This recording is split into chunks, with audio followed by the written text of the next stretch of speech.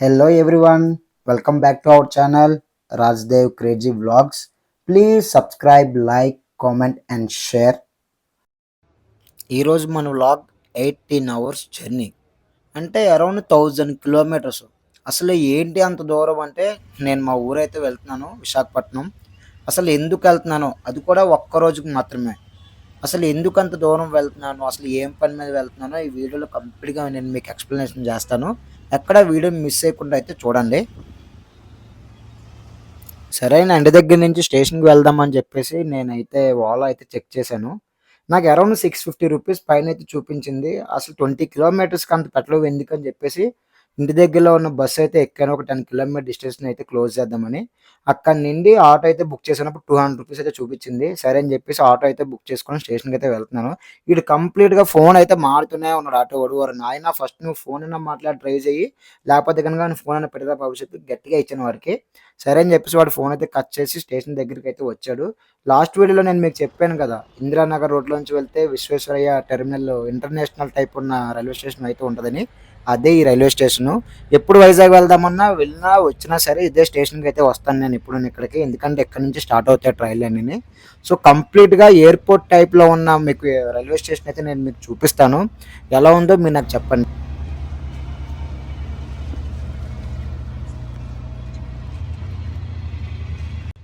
Auto వాడికి money అయితే settlement చేసి నేనైతే స్టేషన్ లోపలికైతే వెళ్తున్నాను. మీరు చూస్తున్నారు కదా! స్టేషన్ లోపల ఎలా ఉందో. ఇది స్టేషన్ లోపలంటే అరౌండ్ బయట సైడ్ ఇంకా లోపలికైతే మనం కంప్లీట్‌గా వెళ్ళలేదు. లైక్ ఎయిర్‌పోర్ట్ టైప్‌లోనే అయితే ఉంటది రైల్వే స్టేషను. దీన్ని రీసెంట్‌లీ నరేంద్ర మోడీ గారు అయితే దీన్ని ఇనాగరేషన్ అయితే చేశారు. సో, చాలా బాగుంటది స్టేషన్ కూడానా. ఎయిర్‌పోర్ట్ టైప్ ఫీల్ అయితే ఉంటది మనకి లోపలికి రాగానే. ఎటు చూసినా సరే డీసెంట్‌గా అయితే ఉంటది రైల్వే స్టేషన్ ఇది.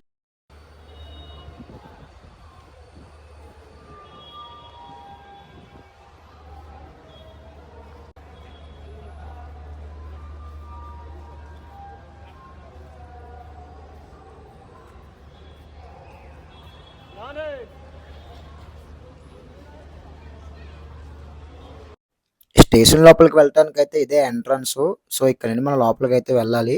వెళ్ళిన తర్వాత మన బ్యాగ్స్ మాత్రం అక్కడ పక్కా చెక్ చేపించుకోవాల్సిందే. ఎందుకంటే వదలరు మన వితౌట్ చెకింగ్ లేకుండా లోపలికైతే. బ్యాగ్ చెక్ చేసుకున్న తర్వాత నేను లోపలికి వచ్చి వీడియో అయితే రికార్డ్ చేస్తున్నాను నేను. మీకు ఎక్కడ చూసినా సరే చాలా నీట్ అండ్ క్లీన్‌గా అయితే స్టేషన్ అయితే మెయింటెనెన్స్ చేస్తారు వాళ్ళు. ఎందుకంటే ఎక్కడ గలీజ్‌గా అయితే ఏం కనపడదు మీకు. సో, లోపల మీరు ఎటు చూసినా సరే నీట్ అండ్ క్లీన్‌గా మెయింటెనెన్స్ అయితే చేసుంటది. చాలా బాగుంటది కూడా స్టేషన్ అయితే ఇది. సో, స్టేషన్ పైనైతే ఇలా ఉంటది. మనం ఎక్కడ చూసినా సరే ఒక టీవీలాగా దాన్ని అడ్వర్టైజ్‌మెంట్ చేస్తారు. మనం వెళ్ళబోయే ప్లాట్‌ఫార్మ్ ఏంటి, ట్రైన్ ఏంటి అని చెప్పేసి నీట్‌గా. ఇది స్టేషన్ లోపల లైక్ బ్రిడ్జ్‌లా ఉంటది ఇక్కడ. ఇక్కడి నుంచి మనం ప్లాట్‌ఫార్మ్‌లోకైతే ఎంట్రన్స్ అయితే ఉంటది. ఏ ప్లాట్‌ఫార్మ్ మనం అక్కడ చెక్ చేసుకొని కిందకైతే రావాలి. ఎక్కడ చూసినా సరే నీట్ అండ్ క్లీన్‌గా అయితే స్టేషన్ అయితే మెయింటెనెన్స్ చేస్తారు.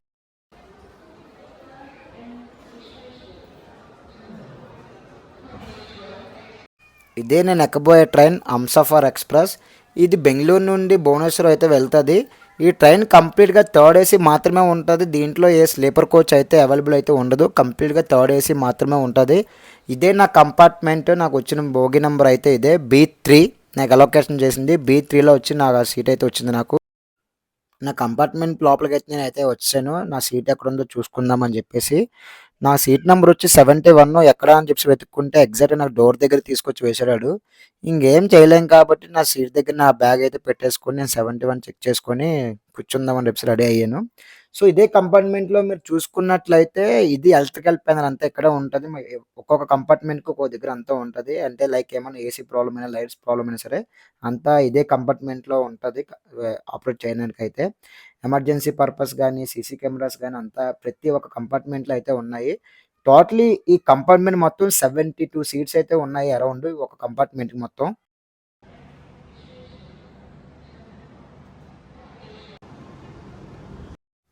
ట్రైన్ అయితే ఇప్పుడే స్టార్ట్ అయితే అయింది. ఈ ట్రైన్ టైమింగ్స్ ఏంటంటే ఈవినింగ్ 4:35కి అయితే బెంగుళూరు నుండి స్టార్ట్ అవుతది. విశాఖపట్నంకి వెళ్ళేసరికి నార్మల్ టైమే 10:30కి వెళ్ళాలి. అసలు ఏ టైంకి వెళ్తారో చూద్దాము. ఎందుకని తెలీదు. ఏ ట్రైన్ ఇప్పుడు కరెక్ట్ టైమింగ్స్ అయితే వెళ్ళట్లేదు ఎగ్జాక్ట్‌గా డెస్టినేషన్‌కి అయితే. సో, నేను ఒక రోజైతే బెంగుళూరు అయితే చాలా మిస్ అయితే అవుతాను. అదేంటో బెంగుళూరులో ఉంటే హోమ్ టౌన్ మిస్ అవుతాను. హోమ్ టౌన్‌లో ఉంటే బెంగుళూరు మిస్ అవుతాను. ఆ మ్యాజిక్ ఏంటో ఇప్పటికి నాకు అర్థం కాదు. బట్ బెంగుళూరునైతే మిస్ అయితే అవుతాను. ఎందుకంటే నాకు బెంగుళూరు చాలా అలవాటైతే అయిపోయింది కంప్లీట్‌గా. అండ్ నెక్స్ట్ ఈ స్టేషన్ లోపల కూడా చాలా ఎక్కువగా ప్లేస్ అయితే ఉంటుంది. ఫస్ట్ అయితే మెజెస్టిక్ని ఎక్కువ యూజ్ చేసేవాళ్ళు. ఎప్పుడైతే క్రౌడ్ బెంగళూరులో బాగా ఎక్కువైపోయిందో తర్వాత ఈ స్టేషన్ అయితే ఓపెన్ చేసి ఇక్కడ లాంగ్ వెళ్ళే ట్రైన్స్ అన్ని ఇక్కడ నుండే స్టార్ట్ అయ్యేలాగైతే చేశారు వీళ్ళు. కొంచెం ట్రాఫిక్ టైప్లో అయితే దీన్ని కంట్రోల్ అయితే చేశారు. ఇదే నా బెర్త్, కొంచెం రిలాక్స్ అవి నేను వీడియో అయితే తీస్తున్నాను చిల్ అవ్వి. వీళ్ళని చూసినప్పుడు చాలా కోపం అయితే వచ్చింది నాకు. లోపల ఉన్నాను కాబట్టి నేను ఏం చేయలేకపోయాను. వాళ్ళు రాళ్ళు తీసుకొని కంప్లీట్‌గా వెళ్తున్న ట్రైన్ మీదకైతే విసురుతున్నారు. ఆ గ్లాసులు తగిలినా లేకపోతే డోర్ దగ్గర ఎవరు నించున్నా సరే వాళ్ళకి చాలా ప్రమాదం అయితే జరుగుతది. వీళ్ళని చూసినప్పుడు అయితే చాలా చిరాకైతే వచ్చింది. దగ్గరలో ఎవరు లేరు, లేకపోతే గాని ఉంటే ఒక్కొక్కటి గట్టిగా అయితే నేను చెప్తున్నా ఆన్సర్ మాత్రం వాళ్ళకి. ఇలా ప్రకృతిని ఆస్వాదిస్తున్న టైంలో నాకు సడన్‌గా గుర్తొచ్చింది నైట్ ఫుడ్ అసలు ఏంటి మ్యాటర్ అని చెప్పేసి. వెంటనే ఫోన్ తీసుకొని నేను జొమాటోలో అయితే బుక్ అయితే చేసుకున్నాను. మన సీట్ దగ్గరికి వచ్చేలాగా ఫుడ్ అయితే. అది నెక్స్ట్ డేస్‌లోనే వస్తది. సో, అసలు ఈ ఫుడ్ ఎలా ఉందో చూద్దామని చెప్పేసి నేను జొమాటోలో అయితే బుక్ చేసుకున్నాను. ఇదిగో ఆ బ్యాగ్. బ్యాగ్‌లో పెట్టి కంప్లీట్‌గా వాడు మంచి ప్యాకింగ్‌తో అయితే ఇచ్చాడు. నేను బుక్ చేసుకున్న హోటల్ అయితే అభిరుచి. ఇది జోలార్పేట జంక్షన్‌లో నేనైతే బుక్ చేశాను. ఫుడ్ మాత్రం ఎక్సలెంట్ టేస్ట్ అయితే ఇచ్చాడు. కాస్ట్ కూడా చాలా చీప్ అండ్ బెస్ట్‌లో వచ్చింది. నెక్స్ట్ టైం మీరు ఎవరైనా వెళ్తున్నప్పుడు నేనైతే పక్కా రికమెండ్ చేస్తాను. మీరు సజెస్ట్ అయితే చేస్తాను మీకు నేను. దీన్ని ట్రై చేయండి.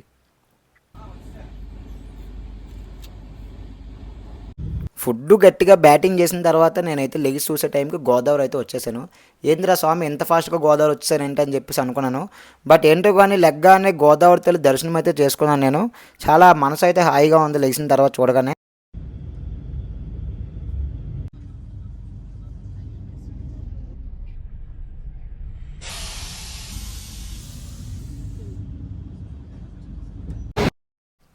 అంత దూరం ట్రావెల్ చేసిన తర్వాత ట్రైన్‌కి కాళ్ళు నొప్పులు వచ్చుంటాయేమో.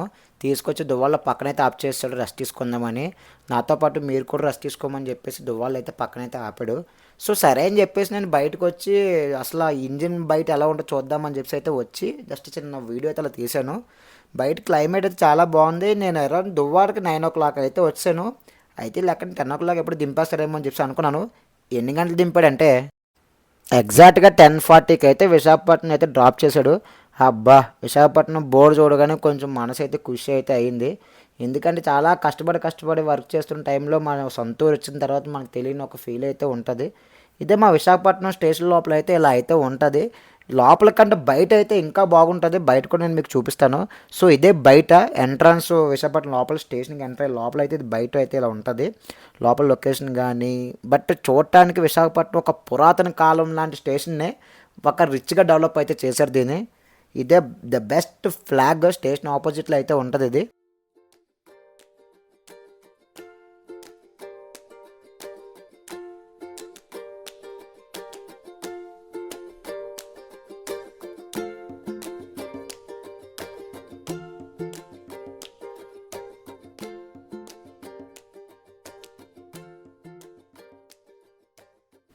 ఇంటికి వెళ్దాం అని చెప్పేసి మళ్ళీ వెంటనే ఓలా అయితే ఓపెన్ చేసుకొని నేను ఆటో అయితే ఎక్కాను.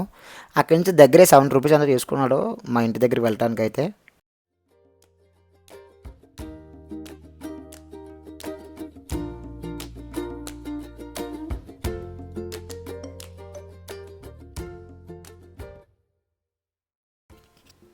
మా వాళ్ళు ఫుడ్ డిస్ట్రిబ్యూషన్ చేద్దామని చెప్పేసి అన్నీ రెడీ చేసి పెట్టుకున్నారు ఇంటి దగ్గర. నేను వెళ్ళే టైంకి మా వాళ్ళైతే ప్యాకింగ్ అయితే చేస్తున్నారు. సరే అయితే మనం కూడా ఒక హ్యాండ్ వేద్దామని చెప్పేసి మనం కూడా మనకు తగ్గ చిన్న హెల్ప్ అయితే చేసాము. అంటే ప్యాకింగ్ అవి చేసాము కూర్చొని అక్కడ కొంతసేపు. అది ఒక మంచి పనే కాబట్టి మన హ్యాండ్ కూడా వేస్తే మంచిదని చెప్పేసి మనం ఒక హ్యాండ్ అయితే వేసాము. మా వాళ్ళు నీట్‌గా దాన్ని ప్యాక్ అయితే చేసి ఒక కవర్‌లో అయితే దాన్ని అయితే ప్యాక్ అయితే చేస్తున్నారు మొత్తం అంతాన. లైక్ ఒక pulao and veg curry and kachumber, బనానాతో పాటు ఒక వాటర్ బాటిల్ కూడా వేసి ప్యాకింగ్ అయితే మామూలు నీట్‌గా ప్యాక్ చేశారు. ఒక 30 మెంబర్స్‌కో, 40 మెంబర్స్‌కి డిస్ట్రిబ్యూషన్ అయితే చేద్దామని చెప్పేసి. అవన్నీ నీట్‌గా బ్యాగ్‌లో పెట్టుకొని మా వాళ్ళైతే వెళ్ళి ఫుడ్ డిస్ట్రిబ్యూషన్ చేయడానికైతే వెళ్ళారు. ఇదేంటి డ్రెస్సులు చూపిస్తున్నారని చెప్పేసి మీరు అనుకోవచ్చు. ఇక్కడికి రావడానికి గల కారణం ఏంటంటే 2 డ్రెస్సులు నేను రెంట్‌కి తీసుకుందాం అని చెప్పేసి అయితే అనుకున్నాను. కొనుక్కునే బదులు రెంట్‌కి తీసుకుంటే బెటర్ కదా అని చెప్పేసి అసలు రెంట్‌కి తీసుకోవాల్సిన కారణం ఏంటో కూడా నేను మీకు చెప్తాను. ముందు అలా వీడియోని చూడండి. అండ్ నెక్స్ట్ ఈ ప్లేస్‌లో ఏంటంటే డ్రెస్సులే కాకుండా చిన్న పిల్లలకి పుట్టిన న్యూ బార్న్ బేబీస్ కూడా షూట్ అయితే చేసుకోవచ్చు ఇక్కడ. థీమ్స్ ఉంటాయి ఇక్కడ మంచి థీమ్స్ అయితే ఉన్నాయి. బర్త్‌డేకి గానీ and next new born baby షూట్‌కి అయితే చాలా బాగుంది ప్లేస్ కూడా ఇక్కడికి వచ్చి. ఎక్కడో అడ్రస్ కూడా నేను మీకు చెప్తాను, రిఫర్ చేస్తాను. ఈ డ్రెస్ కోసం వాళ్ళు ఎక్స్‌ప్లనేషన్ చేస్తున్నారు వినండి అది. ఇదిగో దీంట్లోకి ఇలా వచ్చి లాస్ట్ వచ్చేసరికి ఇలా టైట్గా అన్నారనుకో, వేసుకునేటప్పుడు ఇలా లూజ్ చేసుకోవచ్చు. తన ట్రైల్ వేసుకున్నప్పుడు రెండు టైట్ లాగా సూనేస్ లాగా బిగిసిపోతాయి అన్నమాట. ఈ రెండు టైట్ అవుతాయి అనమాట. అప్పుడు ఈ బెల్ట్ పెట్టుకోండి, ఓకేనా. అసలు వైజాగ్ రావడానికి కారణం అయితే ఇదే. ఎందుకంటే మా వైఫ్కి మెటర్నిటీ షూట్ చేద్దామని చెప్పేసి లాస్ట్ ఇయర్ అనుకున్నాము మా దేవాంశ్ గారు పుట్టినప్పుడు. బట్ అప్పుడు టైం అండ్ సిచ్యువేషన్ నాకు అనుకూలించలేదు. ఇప్పుడు కొంచెం పర్లేదని చెప్పేసి నేనైతే షూట్ అయితే ప్లాన్ చేశాము.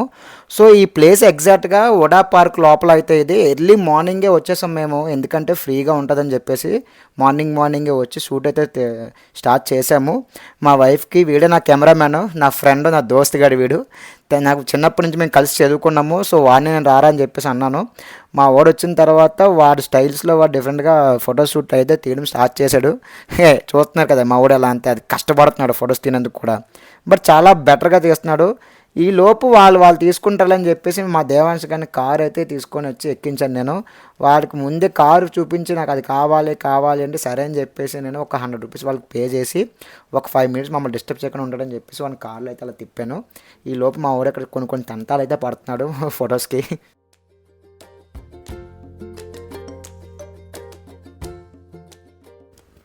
ఫోటోషూట్ తీసుకోవడానికైతే ఇది బెస్ట్ ప్లేసు. ఎందుకంటే ఈ పార్క్ బ్యాక్ సైడే బీచ్ అయితే ఉంటుంది. బీచ్ ప్లస్ పార్కు రెండు మధ్యలో ఫోటో తీసుకుంటే మనం డెడ్లీగా వస్తాయి ఫొటోస్ మాత్రం. మీరు చూస్తున్నారు క్లైమేట్ కూడా ఎలా ఉంది ఆ టైంలో. ఆ టైంలోని కాదు, 24/7 ఈ ప్లేస్ మాత్రం బెస్ట్గా ఉంటుంది ఎప్పుడు చూసినా సరే ఫొటోస్ తీసుకోవడానికి. మా ఓడు తంటాలు పడుతున్నాడు. ఎందుకంటే మెటర్నల్ షూట్ అంత ఈజీ కాదు. ఎందుకంటే ఉమెన్ కూడా అట్లా కేర్ చేయాలి, ఫోటోని కూడా అట్లా కేర్ చేయాలి. మా వాడు అంత కేర్గా తీసుకుంటున్నాడు ఫొటోస్ కూడా. వాడు శ్రద్ధ పెట్టి బాగా తీసాడు ఫొటోస్ మాత్రం. వాడి లింక్ కూడా నేను మీకు పంపిస్తాను. మీకు ఎవరికైనా ఫోటో షూట్స్ కానీ, మ్యారేజ్ కానీ, వాట్ ఎవర్ ఏమన్నా ఫొటోస్ కావాలని సరే మా వాడు కాంటాక్ట్ నెంబర్ మీకు అక్కడ మెన్షన్ చేస్తాను. వాడు కాంటాక్ట్ అవ్వండి. ద బెస్ట్ ఫోటోగ్రాఫర్ వీడు. అడ్రస్ వీడిది ఏలూరులో ఉంటాడు వీడు మా వాడు. సో ఏలూరు నుంచి కాదు, ఎక్కడైనా సరే మా వాడు వచ్చి ఫొటోస్ అయితే తీస్తాడు మీకు బెటర్గా. ఇదే light house, Vizag light house. ఈ ప్లేస్ మాత్రం చాలా బాగుంటుంది. ఎందుకంటే ఈ ప్లేస్ బాగుంటుంది రిఫర్ చేస్తే కనుక ఎవరు ఉండరు. అండ్ నీట్ అండ్ క్లీన్గా అయితే ఈ ప్లేస్ అయితే ఉంటుంది. ఎటు చూసినా సరే ఫోటో షూట్స్ కానీ, వీడియోస్ కానీ, సాంగ్ షూటింగ్ కానీ ఈ ప్లేస్ అయితే చాలా బెటర్గా ఉంటుంది. ఇది పార్క్ లోపల చాలా పీస్ఫుల్గా అయితే ఉంటుంది. ఫ్యామిలీస్తో పాటు వచ్చి ఎంజాయ్ చేయొచ్చు ఇక్కడ. అండ్ పిక్నిక్లో కూడా ఇక్కడ జరుపుకోవచ్చు. నీట్ అండ్ క్లీన్గా ఉంటుంది. ఎక్కడ కూడా ఏం డిస్టర్బెన్స్ అయితే మనకేమి ఉండదు. Time pass and mind relax కావాలంటే కనుక ఇది అయితే బెస్ట్ ప్లేస్ అని అయితే నేను చెప్తాను. వడా పార్క్ మాత్రం మీరు చూస్తున్నట్టయితే ఎత్తి చూసినా సరే ప్రకృతి మాత్రం చాలా పర్ఫెక్ట్గా అయితే ఉంటుంది ఇక్కడ. నైట్ టైం ఎలా ఉంటుందో కూడా మీకు చూపిద్దామని చెప్పేసి క్లిప్ అయితే తీసాను. నైట్ టైం కూడా ఏరియాస్లో ఇలా ఉంటుంది వైజాగ్లో. అండ్ నెక్స్ట్ మా ఓడి తీసిన మెటర్నిటీ షూట్స్ ఫొటోస్ కూడా మీకు చూపిస్తాను. చూడండి ఎలా ఉన్నాయో చెప్పండి.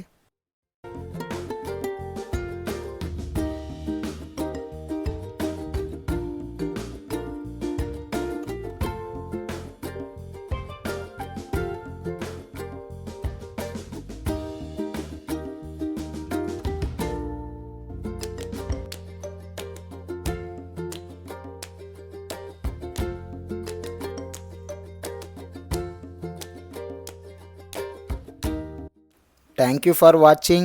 Don't forget to comment and subscribe Rajdev Crazy Vlogs.